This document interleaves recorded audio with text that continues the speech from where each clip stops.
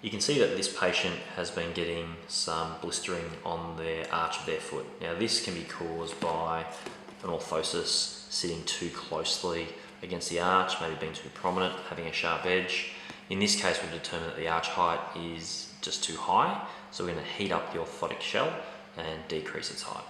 So we've determined we want to decrease the height of the orthotic shell because it's causing blistering on our patient's foot, and I've marked out where the blister was located on the person's foot. Before I lower the arch height, I just want to measure the height of the orthotic shell so I know what it was before I started lowering it. I'm only going to decrease it by a few millimeters to start with because I don't want to change the overall profile of the shell too dramatically to start with. I just need to decrease it so that there's less friction and therefore less blistering. To lower the arch, I'm going to heat the region that I need to lower gently with a heat gun.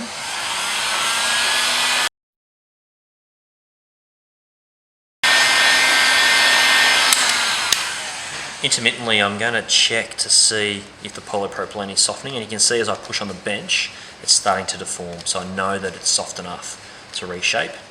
I can either use my hands to push the arch down, or I can use the bench, which is a little bit safer because the shell can get quite hot. Once we've got the shell in the position that we want, we need to hold it there for 1 to 2 minutes until the polypropylene sets and takes on its new shape. Once you think you're finished, it's always wise to double check the height of the arch just to ensure you have actually lowered it, and we can see from our measurements that we have. It's now time to return this to the patient and see if we've decreased pressure in the problem area.